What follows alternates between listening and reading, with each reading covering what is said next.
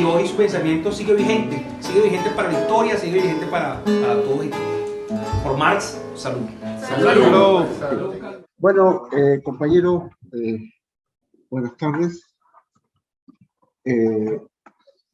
Agradecemos su presencia en esta actividad. Nosotros como Centro de Estudios Francisco Bilbao, bueno, tenemos un marco teórico que tiene que ver con lo que le hemos llamado el marxismo bolivariano. Ese marco teórico tiene cuatro elementos centrales. Uno es la historia de lucha de nuestro pueblo, lo que le hemos llamado la memoria rebelde, o en otros lados le han denominado la historia insurgente, por ejemplo, los compañeros en Venezuela. Otro tema es la idea del bolivarismo, que tiene que ver con la integración latinoamericana, la unidad, la lucha antiimperialista. También como tercer elemento, el pensamiento de los pueblos originarios, particularmente el buen vivir o el vivir bien según el país, y particularmente la idea del marxismo, un marxismo crítico, latinoamericano, en base a nuestras raíces. Esos cuatro elementos conforman el marco teórico del centro de estudio. Y no podía ser de otra forma que hoy día, a 204 años del natalicio de Karl Marx, bueno, me imagino que todos más o menos lo ubicamos y por eso estamos interesados en escuchar, el compañero Orlando Padilla, que es un historiador venezolano que trabaja en el centro de estudio, que está radicado en Chile, nos propuso hacer esta charla, digamos, en función de este homenaje que queremos hacerle y también conocer más del momento histórico en que vivió Carlos Marx. Es el objetivo de esta charla, de este conversatorio. Va a ser una exposición el compañero Orlando, después vamos a hacer unas preguntas y al final, bueno, una segunda ronda vamos a compartir. Ahí trajimos una pequeña torta con 204 años del gran Carlos Marx. Para hacer también como presentación, compañero, si me ayuda la tecnología, en el centro de estudio vimos esta pequeña presentación escrita que también va a ser parte de lo que vamos a subir en la página del centro de estudio. Bueno, este 5 de mayo se conmemoran 204 años del natalicio del pensador, filósofo, economista, historiador y activista político alemán Karl Marx. Por lo tanto, no es menor hablar de un personaje que ha sido una figura relevante, polémica, grandiosa, diríamos nosotros, tan debatida como lo fue este hombre nacido en la ciudad de Treveris, Alemania, un 5 de mayo de 1818. Su pensamiento ha motorizado procesos de cambios sociales durante todo el siglo XX y lo que va del siglo XXI. Su obra, El Capital y muchas más, pero particularmente El Capital, ofreció a la vista del mundo otro paradigma de cómo pensar las relaciones económicas, la acumulación de capital, las estructuras de poder, la lucha de clases, entre otros. Partiendo del pensamiento de Marx, otros pensadores en los años y siglos posteriores han realizado aportes importantes que han enriquecido su obra, dando lecturas continentales y regionales de los fenómenos estudiados en el siglo XIX por el referido filósofo alemán. Esta conferencia no pretende hacer un análisis de las categorías creadas por Marx, que permiten construir el discurso de lo que podríamos llamar el marxismo. Como se señala en el título de la misma, esta tiene la intención de acercarnos a comprender el tiempo histórico que le correspondió vivir a Karl Marx en el siglo XIX. ¿Cuáles fueron los pensadores que influyeron? ¿Qué serie de acontecimientos económicos, políticos y sociales sucedieron al continente europeo que permearon el carácter y su obra intelectual? El compañero Orlando Padilla Fernández es docente, investigador, profesor universitario, licenciado en educación, egresado de la Universidad Nacional Experimental Simón Rodríguez en Venezuela con maestría en historia. cursada en la Universidad la maestría en Historia cursada en la Universidad Centro Occidental Lisandro Alvarado de la ciudad de Barquisimeto en el estado de Lara, Venezuela.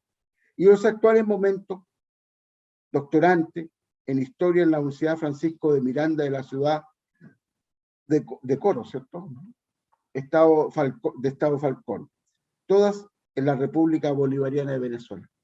Así que, bueno, muchas gracias, compañero Orlando, por permitirnos escuchar hoy día. Entonces, tiene la palabra. Gracias. Voy a mover acá un poco el computador. Y bueno, y agradeciéndoles a todas y todos su presencia.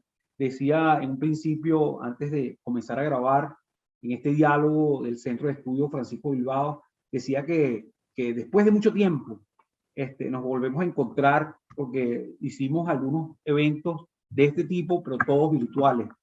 Desde hace tanto tiempo no estábamos en una actividad así de manera presencial y bueno, eso hay que celebrarlo, ¿no? Que podemos juntarnos para eso. Bueno, sí, como lo decía Leandro en la lectura, este diálogo del día de hoy no pretende adentrarnos en ese marco categorial que fue construido por Carlos Marx para tratar de explicar las complejidades que se viven en el siglo XIX, que es el siglo que le corresponde vivir, sino más bien acercarnos al hecho histórico. Todo esto viene dado porque hace como dos meses atrás yo recibí una llamada de un colega, yo soy músico, y recibí la llamada de un colega músico que está haciendo una maestría en este momento en una especialidad que oferta la Universidad de las Artes en Venezuela, en la ciudad de Caracas. La Universidad de las Artes también tiene diferentes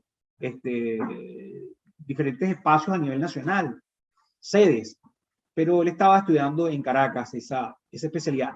Y es una especialidad que se llama Epistemologías del Sur, así se llama.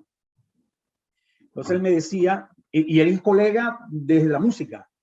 Él es un compañero músico de toda la vida y hemos tocado juntos, hay mucho música.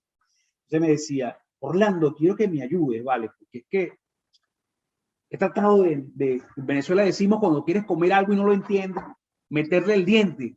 Le he tratado de meter el diente a Marx y no tengo por dónde entenderlo, cómo comprenderlo. Yo le decía, mira, yo creo que para comprender a Marx, y no solamente a Marx, sino cualquier pensador, hombre, mujer, de otros tiempos, hay que estar o tratar de moverse al tiempo, a la temporalidad que le corresponde vivir a esa persona para poder comprender. O sea, si vamos a estudiar, voy a estudiar Marx, voy a agarrar el primer capítulo, el capítulo del Capital, voy a empezar a estudiar. No tiene sentido. Tiene que estudiar su tiempo, su temporalidad. ¿Qué lo motivó a él a tener que hacer un estudio sobre la acumulación de capital? ¿Por qué Marx se va a dedicar a estudiar el tema de las luchas de clases? ¿Por qué él va a crear esas categorías de lucha de clases y va a crear otras categorías? ¿Qué lo llevó a eso? Entonces, es necesario estudiar la temporalidad. Voy a apoyarme en unos apuntes y pido disculpas por eso, para tener un esquema, porque si no me voy a ir por ahí y voy a empezar a hablar de... Entonces, para entender a Marx y en su tiempo histórico, hay que comprenderlo en tres grandes ámbitos. Un primer ámbito, el ámbito filosófico. Luego, un ámbito político y posteriormente un ámbito económico. Así yo creo que podemos dar y ver en los tiempos donde Marx se va a estar moviendo y por qué razón, pues, va a haber un tiempo, en principio, un tiempo filosófico. Pero la filosofía ha tratado, los pensadores y pensadoras han tratado, no solamente en la Europa que le corresponde vivir a Marx, sino en el planeta entero, la especie humana, es una necesidad de la especie humana de buscar la razón del ser. ¿Qué soy? ¿Por qué estoy acá? ¿Cuál es mi función como ser humano dentro de un colectivo? Buscar esa respuesta. Bueno, a Marx también le va a tocar esto, hacerse estas preguntas, pero va a estar influenciado por un pensador del siglo XVIII que va a ser Hegel. Pensador alemán que va a estar influenciando a otros pensadores dentro de Europa. Va a estar influenciándolos y Marx que estudió leyes y después estudió filosofía, y después estudió economía, estudió política, todo eso, pero inicialmente va a estudiar leyes y va a estudiar filosofía. Marx va a estudiar a Hegel y luego lo va a confrontar. Pero el tema es que todos van a estar permeados por ese pensamiento de Hegel. Hegel, a su vez, va a estudiar a Kant, va a estudiar a Descartes, va a estudiar a los filósofos griegos, y Marx también va a estudiar a estos pensadores. Y Marx va a estar creando otra forma de pensar en ese tiempo. Pero volviendo al tema de Hegel, ese pensador alemán va a ser un pensador que también va a analizar y estudiar lo que va a estar ocurriendo en Francia a finales del siglo XVIII. Nos estamos refiriendo a un acontecimiento muy importante que va a ser lo que conocemos como la Revolución Francesa, que va a ser la Revolución Liberal Burguesa. Va a ser la revolución donde la burguesía va a ascender, va a aparecer una nueva figura, un nuevo bloque, un nuevo bloque que se va a llamar burguesía, un nuevo sector dentro de la sociedad. Van a subir, van a ascender al poder. Y Hegel va a pensar ese tiempo, lo va a vivir y lo va a pensar. Entonces Hegel va a ser como el gran pensador de esa burguesía en el siglo, a finales del siglo XVIII. Esta revolución liberal burguesa va a ser interesante, va a ser importante, porque no solamente va a influenciar en el pensamiento de Hegel, y él nos lo va a mostrar posteriormente Marx también, pero para Europa y para el mundo entero, esa revolución va a ser trascendental. Esta revolución va a romper, va a ser un antes y un después. Va a ser el final de un tiempo para Europa, para un tiempo del feudalismo. Y ese modelo feudal monárquico se va a romper con esa revolución francesa. Y en América, donde no existe un modelo feudal, sino que existe un modelo colonial, también va a ser importante, porque 30 años después, en este continente, van a empezar a surgir voces libertarias para independizarse del Estado monárquico español. Concretamente, los que dependen y están bajo el sometimiento de ese modelo monárquico ya llegado, ya tenía 300 años. Y en ese momento se va a aprovechar, gracias a esa revolución, ese empuje para que los criollos de este continente empiecen a elevar gritos libertarios a partir de 1810. Todo esto por la ocupación de Napoleón a España. Los criollos de este continente dicen, bueno, no hay rey, abajo el rey, viva la república. Esa inspiración de la república va a dar como resultado ese proceso de transformación en este continente. Bueno, la primera revolución en este continente se realizó en Haití, y va a ser de una colonia francesa. Ahí va a ocurrir esa primera revolución. Y luego, posteriormente, las otras revoluciones que se van a dar, o transformaciones, o lucha de independencia, veámoslo pues de esa manera. Marx va a estudiar leyes, va a estudiar filosofía, va a estudiar economía, pero Marx se va a plantear, ya en ese tiempo de la filosofía, se va a plantear una pregunta.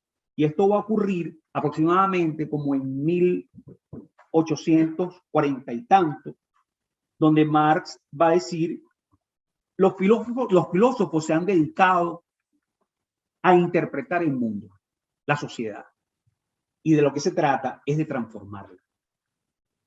Esto lo compromete a incorporarse a movimientos que ya existían en su tiempo. O sea, Marx no va a ser el creador del socialismo, no va a ser el creador de un partido, no. Él se va a incorporar a un movimiento, a movimientos políticos, y esto es parte de lo que es el ámbito político de Marx. Marx va a crear una categoría, y una de esas categorías va a ser la praxis. Entonces, esa combinación de práctica y teoría lo va a llevar a comprometerse y a vincularse, ¿verdad?, a los movimientos políticos sociales que están ocurriendo en Europa, concretamente en Francia. En el año de 1848, Marx va a a incorporarse a la Liga de los Justos y junto con Engels van a elaborar un plan solicitado por la Liga de los Justos.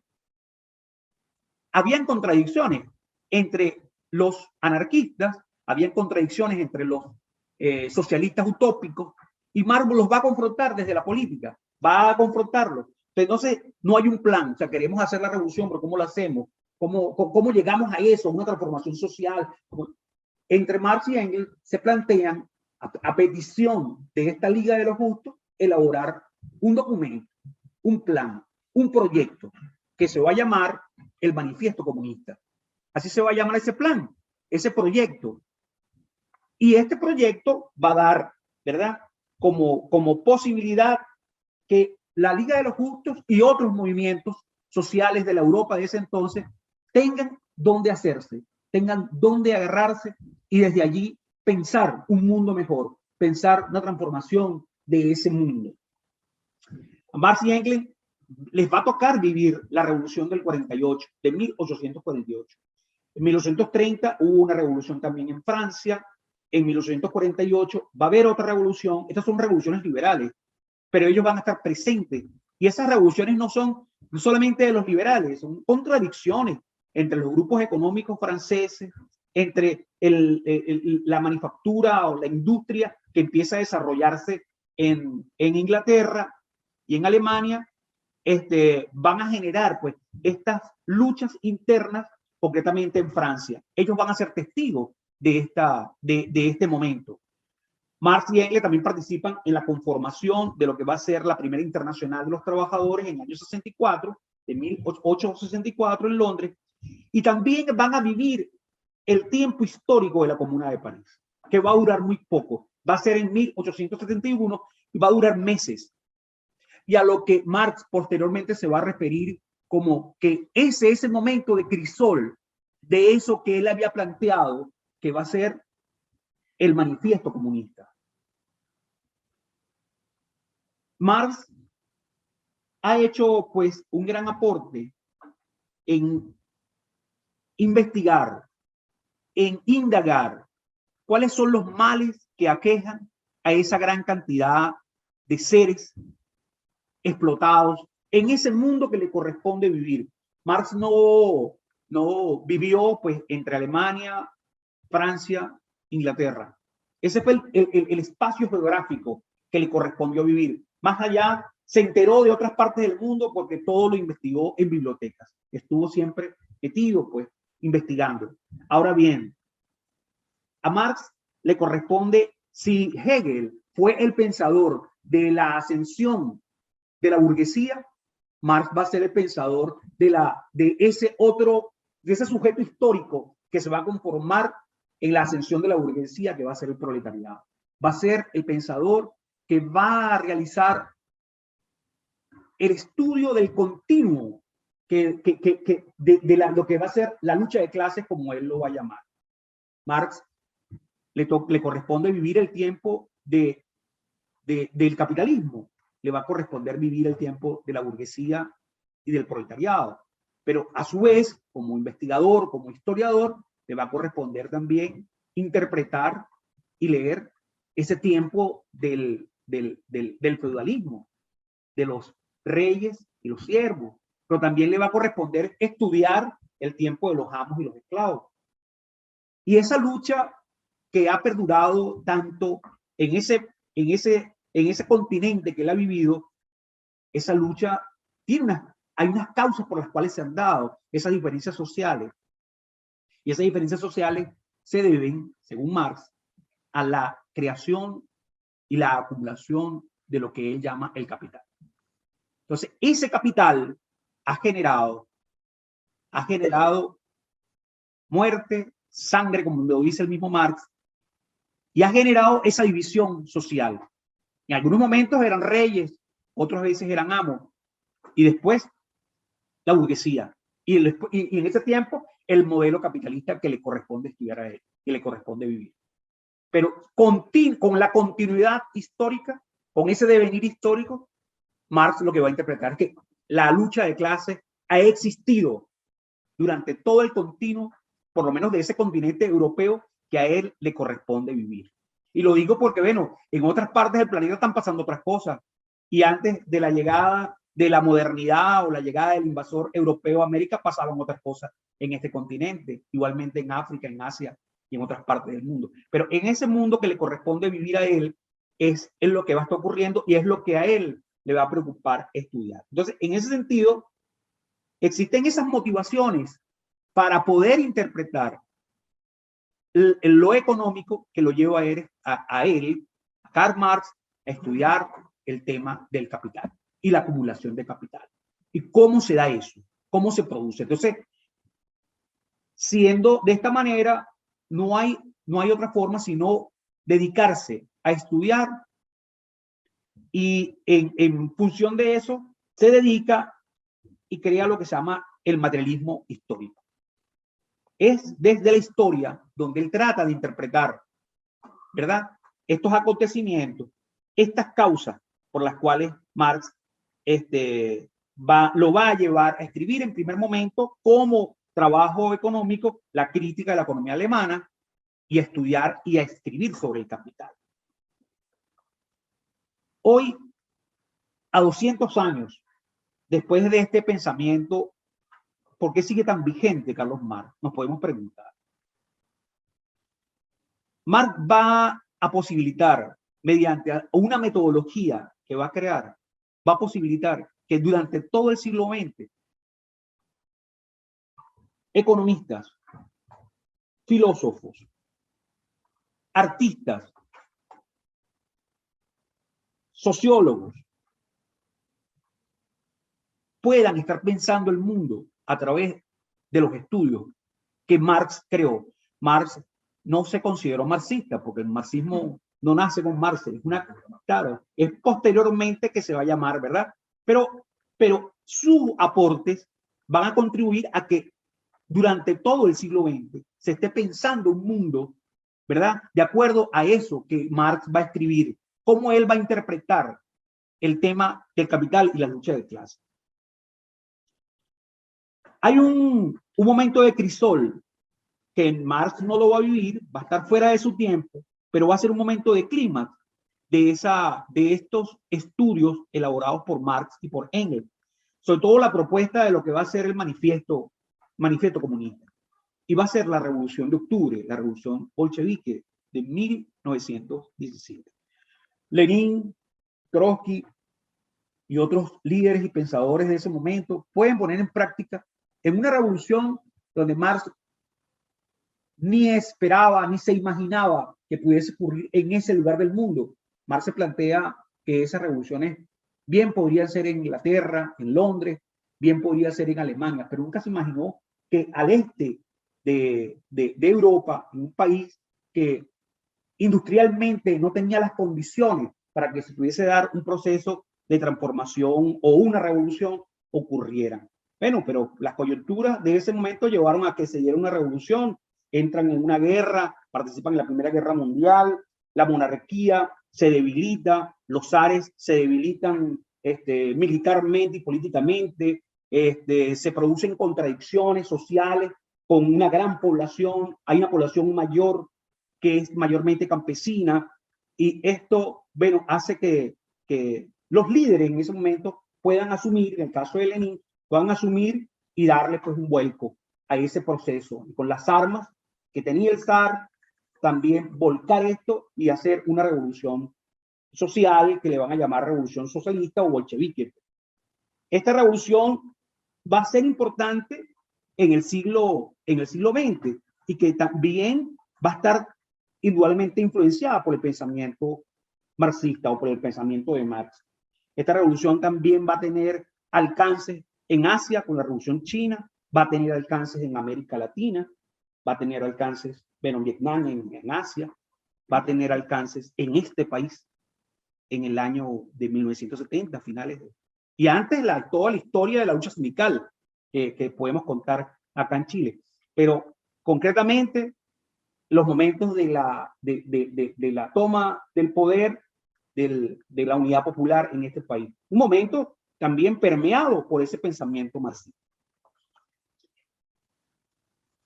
Otros pensadores en el siglo XX también han realizado aportes desde el pensamiento de Marx. Algunos considerados revisionistas porque se atrevieron a estudiarlo y a interpretarlo de acuerdo al lugar que le correspondió vivir y de acuerdo a profundos análisis que realizaron. Uno de ellos, Antonio Gramsci. Gramsci, como decía un profesor, amigo, filósofo colombiano que una vez estuvo acá con nosotros, acá, no estaba yo, pero vino acá y fue atendido por los compañeros del centro de estudio, profesor Gantiva, profesor filósofo colombiano, especialista en los estudios de Gramsci, decía, Gramsci hizo un gran aporte al pensamiento marxista en el siglo XX. Grandes aportes con nuevas categorías, grandes aportes por ver su tiempo histórico, interpretar a Marx, que escribió en el siglo XIX, y él hacer nuevos aportes en el siglo XX. Y Gramsci no escribió un libro. Así comenzaba su conferencia, ¿no?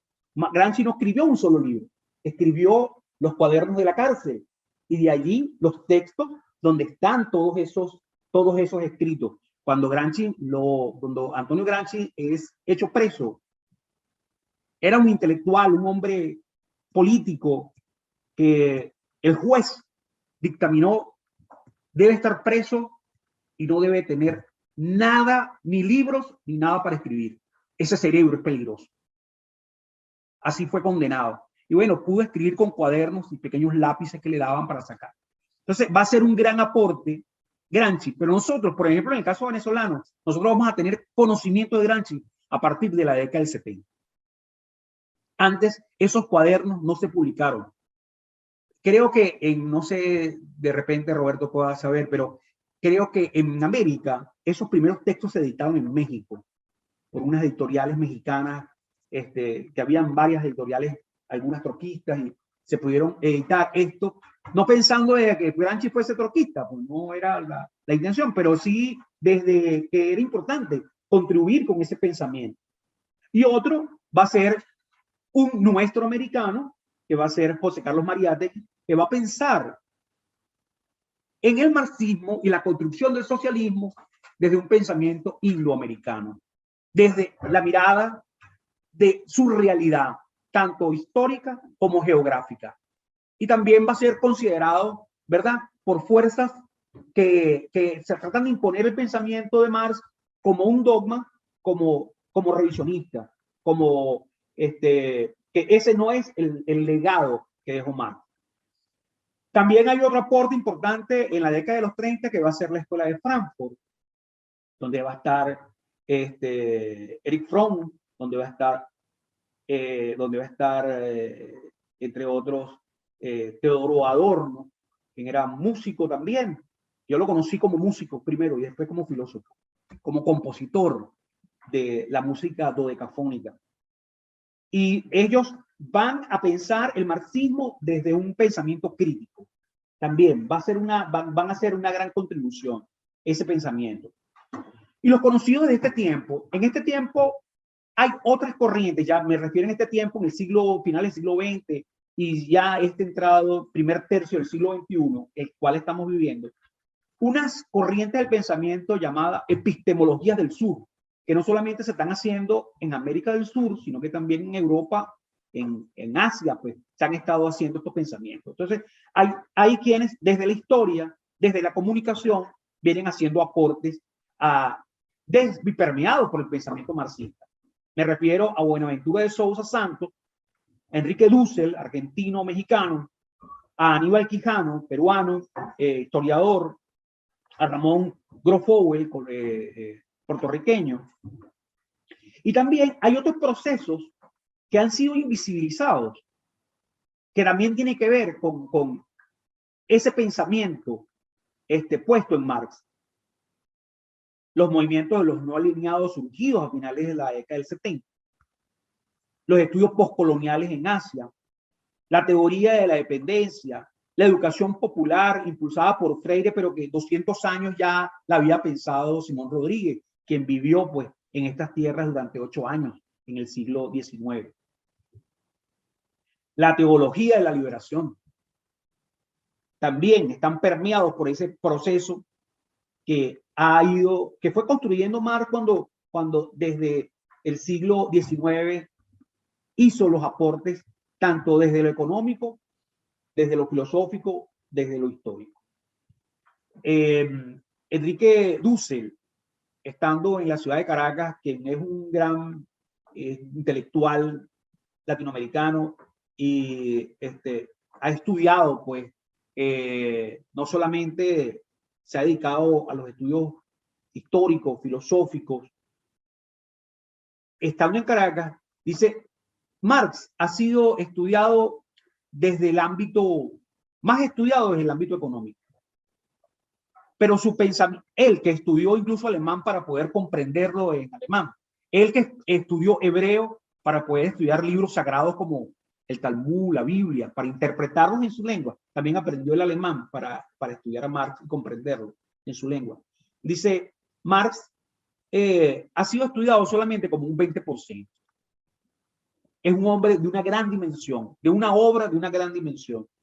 Dice Dussel, Marx es un pensador realmente trascendente, un hombre disciplinado en el ejercicio intelectual.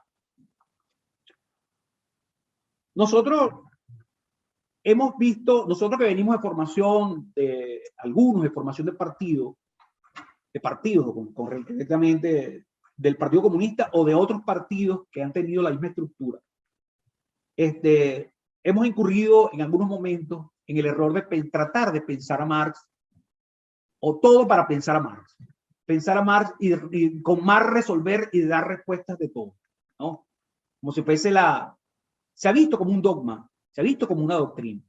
Y esto ocurre porque desde la configuración de lo que fue el Estado soviético y con todas sus sedes a nivel mundial, se implementó, bueno, esta es la línea, pues la línea es la que el PECUS indica, estos son los libros estudiados, esto no se puede modificar, esto es sagrado, y se ha visto pues al marxismo o a Marx como una religión, pues, como un dogma.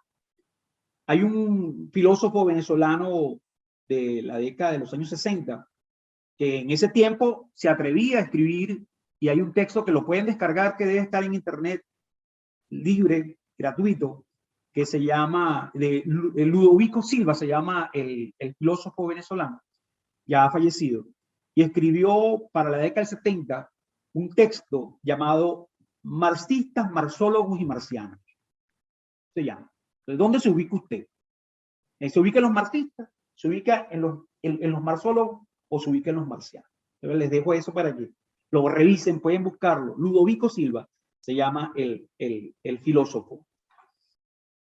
Entonces, hay como una necesidad de tratar de buscar en Marx, o hubo en algún tiempo, todas las respuestas.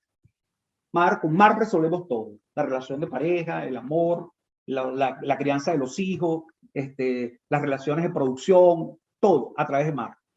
Pero resulta que sencillamente Marx pensó un tiempo. Marx pensó un tiempo y el tiempo que le correspondió pensar fue el tiempo del siglo XIX.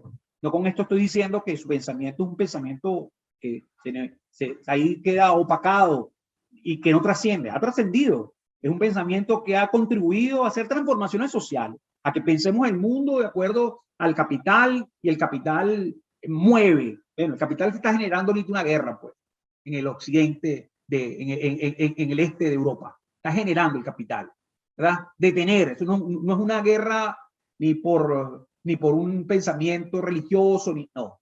Es detener un mercado que está allí, un capital que está allí, que se está expandiendo, y hay una hegemonía que pretende detener ese capital y busca de alguna manera generar una guerra y detenerlo, pues. Entonces, es el capital. Decía una colega profesora, nosotros como historiadores tratamos de responder, de hacer investigaciones, decía ella, y siempre esa investigación nos va a llevar al capital. Siempre. Se va a transversalizar y en algún momento nos va a llevar al capital. Nos va a llevar al tema del poder y del capital y, por supuesto, del mercado. Entonces, conversando con un profesor universitario me decía que no existe una teoría con la cual se pueda pensar todo. La idea es transversalizar el conocimiento e ir construyendo desde el pensamiento marxista, o los que nos consideramos que somos marxistas o que somos estudiosos del marxismo, ir contribuyendo a ese con nuevas categorías y con nuevas teorías, porque además es un principio marxista, nuevas teorías, ir alimentando e ir construyendo ese pensamiento que Marx realizó pues en ese tiempo. Entonces, esas nuevas teorías van a permitir interpretar este tiempo y dar soluciones. Si ese pensamiento lo hacemos de manera transversalizada, con otros conocimientos que podamos ir incorporando. El pensamiento de Marx, como decía, es un pensamiento que se puede ir, se alimenta pues, con otras corrientes del pensamiento, como ya lo había citado. Pero verlo como un dogma lo nebuliza, lo opaca. Hay tendencias en este momento de creer en un marxismo heterodoxo, un marxismo alejado del dogma, un marxismo que pueda seguir construyendo desde el pensamiento de Marx, ¿verdad? Ese legado importante, esa contribución importante que fue develar para el siglo XIX las causas por las cuales se creó, las causas por las cuales se crea el capital, las causas por las cuales existe ese mercado y existe el mercado que se impone en ese momento, en ese tiempo que le toca vivir de la revolución industrial y de la configuración del sistema capitalista, y la lucha de clases y cómo los trabajadores y trabajadoras unidos, ¿verdad?, pueden transformar esa realidad. Voy a finalizar. Aquellos que están interesados en el estudio de la historia y la comprensión de ese tiempo, no solamente de Marx, sino de comprender el siglo XIX, a un historiador inglés llamado Eric Hobsbawm. Eric Hobsbawm, él hizo grandes aportes en el estudio del siglo XIX y del siglo XX. Eric Hobsbawm va a hablar del largo siglo XIX y va a hablar del corto siglo XX. Él va a hablar que el siglo XIX para Hobsbawm comienza con la revolución liberal burguesa a finales del siglo XVIII y va a concluir ese gran siglo XIX con la Primera Guerra Mundial. En ese proceso él lo va a ver y él va a elaborar una gran obra que se llama las eras. Así lo va a plantear Hobsbawm, los tiempos de las eras. Entonces tiene una primera era que se llama la era de la revolución, que va de 1789 a 1848. Ese tiempo histórico lo estudia él y le llama así la era de la revolución. Luego está lo que él llama la era del capital, que va entre 1848 a 1875. Va a escribir también, para finalizar, en ese gran periodo del siglo XIX que llama la era del imperio, que va entre 1875 a 1914. Hobsbawm también va a escribir, va a hacer una contribución histórica muy importante, porque no solamente va a escribir estos textos sobre el siglo XIX, también va a hablar sobre la constitución del Estado-Nación. Hobsbawm va a hablar de las guerras de los pueblos, de los más desposeídos. También va a escribir sobre esas guerras, no solamente en Europa, sino que también en el mundo. Le va a dedicar una parte a la Revolución Mexicana dentro de esas guerras que van a ocurrir a principios del siglo XX. Bueno, y con esto culmino, esperando que haya sido de su agrado cómo acercarnos a la historia, cómo acercarnos a la comprensión de este pensamiento de este hombre que hoy por hoy todavía nos mueve, Carlos Marx, a 204 años de su natalicio. Muchas gracias a todas y todos. Cuando plantea el compañero en el contexto, en el tiempo que se ubicaba más para el proceso que estaba viviendo de la lucha clásica, plantea que O sea, mi pregunta es una pregunta más que nada, porque si bien el análisis principal de que la revolución debería, el cambio, la lucha de clases que se da en el capitalismo, y que deberían ser los sectores más avanzados, por decirlo de una forma, de los trabajadores en una sociedad industrializada, ¿por qué no surge ahí la revolución y surge en un país como Rusia? ¿Cuál es el elemento que gatilla que surge en Rusia, que no era un país industrializado, era más grande en el sentido agrario, campesino? Entonces, ¿cuál es el elemento que yo no voy a decir que no se equivocó porque no existe?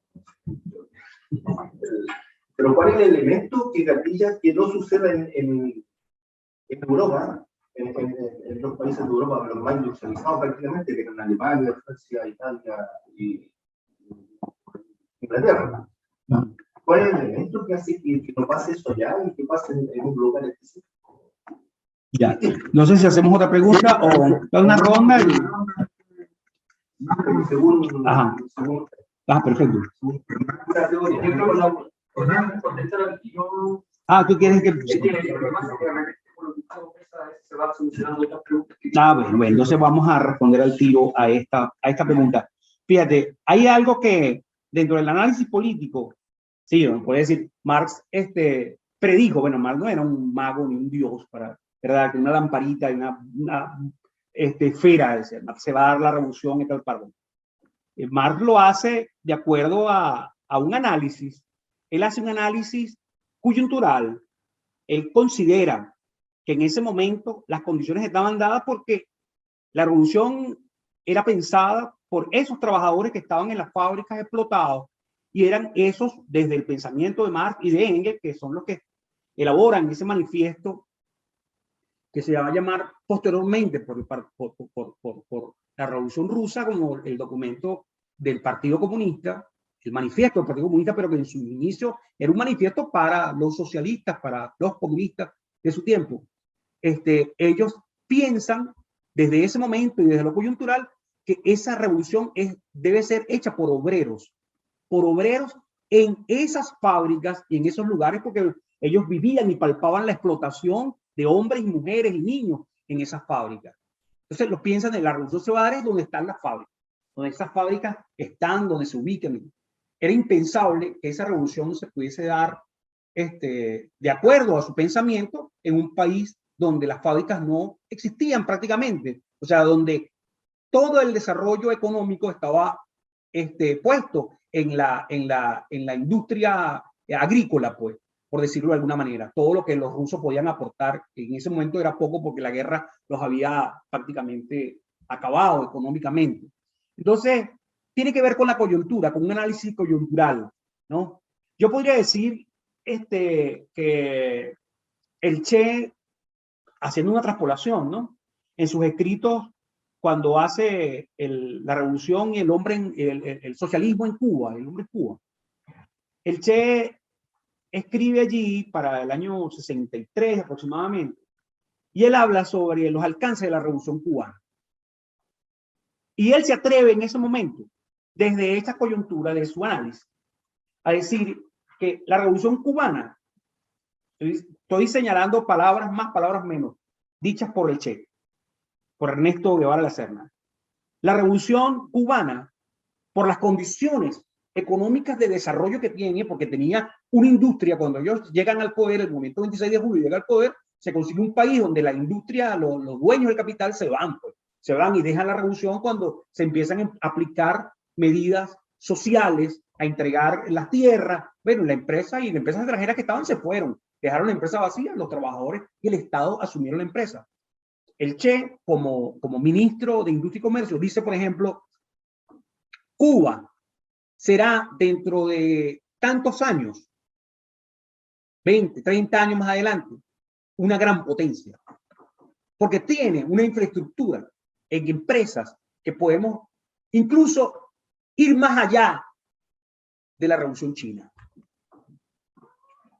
Lo dice ahí, y tú dices, en este momento lo lees y dices, ven, el Che se equivocó. Bueno, el Che era un humano, era un ser humano que hace un análisis de coyuntural de ese momento que le corresponde vivir y hacer esas aproximaciones de acuerdo a lo que tiene. Ah, pero el Che, dentro de su percepción o dentro de sus estudios, tal vez no consideró el elemento geográfico y dijo, nosotros estamos cerca de los Estados Unidos. Los chinos están muy lejos de los Estados Unidos. Nosotros somos un país pequeño, los chinos son un país muy grande. Tiene mayor cantidad de población, puede desarrollar. O sea, tal vez eso no pasó por ese tamiz del análisis político que él se pudo hacer en ese momento. Entonces, cuando se hacen análisis de este tipo, se corre el riesgo de cometer el error de en un futuro, ¿cómo lo analiza? Puede ocurrir esto, puede ocurrir lo otro. Nosotros podemos decir en Venezuela, en este momento, en Venezuela, la situación económica venezolana, que algunos pudimos decir en algún momento, bueno, Venezuela tiene petróleo y en algún momento pudiese salir de una crisis a la cual ha sido inducida, a la cual ha sido llevada, una crisis económica, asfixia económica, pero va a tener un recurso que en algún momento va a poder ayudarlo a salir al aire. Lo puedes hacer como a corto tiempo, puede ser, pero también puede ser que no. Es un análisis coyuntural. Y yo creo que allí no es que falló. Como ser humano hizo una predicción, no predicción, un análisis. Hizo análisis de acuerdo a cómo ellos, de acuerdo a su percepción, un análisis muy subjetivo, de acuerdo a su percepción, lo que él consideraba donde se podían dar esas condiciones verdaderamente por una revolución socialista de los trabajadores y trabajadoras. No sé si...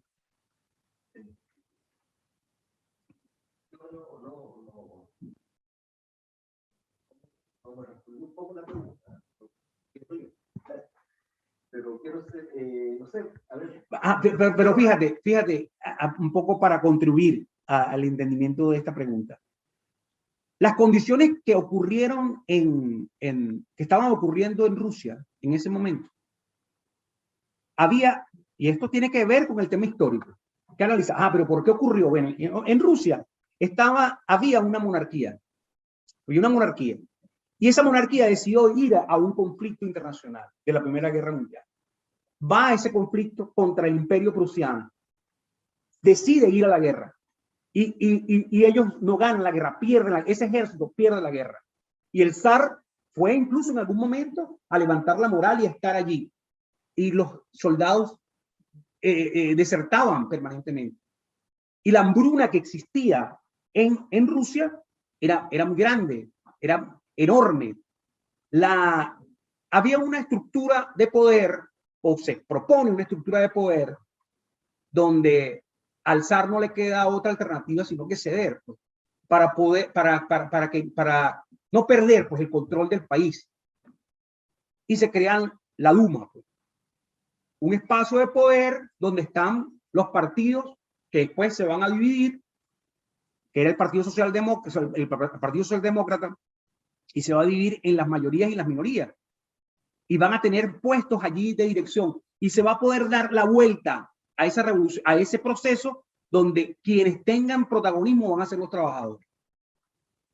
Hay unas razones también coyunturales que ocurrieron, que acontecieron en ese momento para que ese proceso de transformación social que tiene y que tenía en ese momento un documento que podían interpretar los trabajadores, que era el manifiesto, escrito en el siglo XIX, lo van a poder cristalizar. Esa es otra de las razones por las cuales se dio por razones coyunturales. Se pudo haber dado en otro lugar, se pudo haber dado en otra parte, ¿entiendes? Con esa influencia, con ese pensamiento que Marx ya había elaborado en el siglo XIX. Pero bueno, fue allí en Rusia, producto de una guerra y de un desgaste de la monarquía, que se da esa revolución.